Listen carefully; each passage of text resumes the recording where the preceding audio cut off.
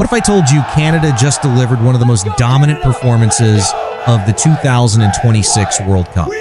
Not 1-0, not 2-0, not even 3-0. Canada crushed Qatar 6-0 inches in front of their home fans, with Jonathan David scoring a sensational hat trick and Qatar finishing the match with only 9 men. But here's the big question. Was this simply a great performance, or are we witnessing the rise of a genuine World Cup dark horse? Let me know your answer in the comments right now. And before we break down exactly how Canada destroyed Qatar, make sure you like this video, subscribe to the channel, and turn on notifications so you never miss our World Cup analysis and football breakdowns. Now let's dive into how Canada produced one of the biggest wins of the tournament so far. From the moment the referee blew the whistle, Canada looked like a team that understood the importance of the occasion. This wasn't just another group stage match. This was an opportunity to make a statement in front of a passionate home crowd. Canada came out aggressive. They pressed high up the pitch. They moved the ball quickly. They attacked with confidence. Every Canadian player seemed to know exactly what they wanted to do when they got possession. Qatar, meanwhile, looked uncomfortable from the beginning.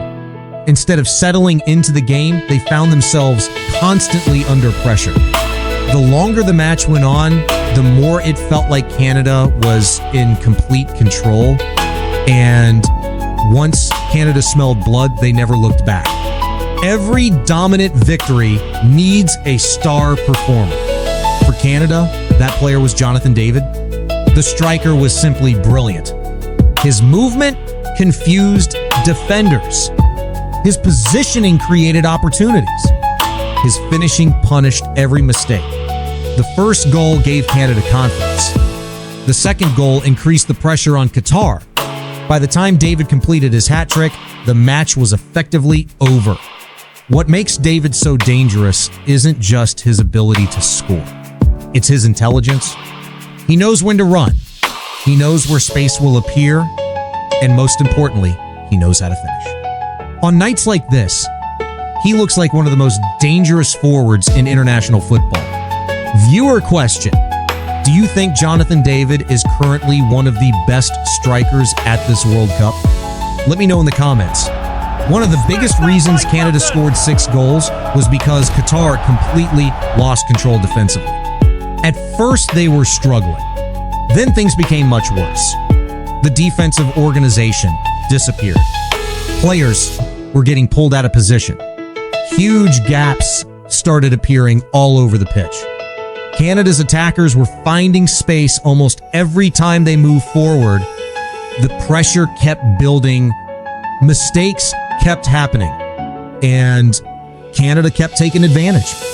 Against a team full of confidence, you simply cannot afford to defend like that. Qatar learned that lesson the hard way. As if Qatar's problems weren't already bad enough, their discipline completely collapsed. A red card is difficult enough to overcome. 2 red cards are almost impossible. Suddenly, Qatar were playing with only 9 men. Think about that for a second. Against a team already dominating possession. Against a team already creating chances. Against a team backed by thousands of home supporters. At that point, the match became an uphill battle that Qatar could never win. Canada immediately recognized the advantage. They stretched the field. They attacked from different angles. They moved the ball faster, and every minute that passed created more opportunities. The scoreline began to grow, and Qatar simply had no answers. Great teams control matches through midfield. Canada did exactly that. They won loose balls. They intercepted passes. They controlled the tempo. Every time Qatar tried to build an attack, Canada shut it down.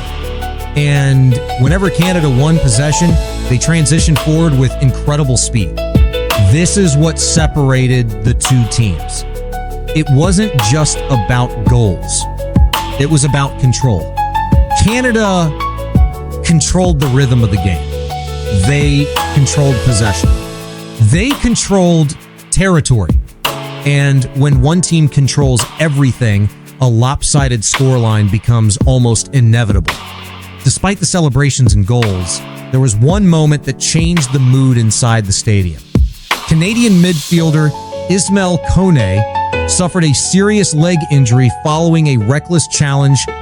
The crowd fell silent. Players looked concerned. The atmosphere instantly changed. Football can be beautiful, but moments like these remind us how quickly things can change. Many Canadian players appeared emotional, and when Nathan Saliba later scored, his celebration was dedicated to his injured teammate. It was a touching moment in a night filled with drama. This result could be much bigger than 3 points. Canada didn't just win, they dominated. The scoreline sends a message to every team in the tournament. Canada is no longer happy just to participate. They want to compete. They want to advance, and they want to make history. The confidence gained from a 6-0 victory can completely transform a team's mentality. Players start believing. Fans start dreaming. Opponents start paying attention. And suddenly, a team that many people overlooked becomes one of the most dangerous sides in the competition. Canada didn't beat Qatar because of luck. They won because they were better in almost every area of the game. They were faster, they were sharper, they were more organized, they were more clinical. Jonathan David delivered a masterclass. The midfield controlled the match. The attack never stopped pushing forward. And Qatar simply couldn't handle the pressure. Now, the question facing the football world is simple. Can Canada use this incredible victory as a launching pad for a deep World Cup run? Because if they continue playing like this, nobody will want to face them.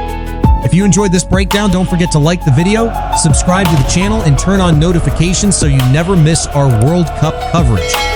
And now I want to hear from you. How far can Canada go in this World Cup? Group stage? Round of 16? Quarterfinals?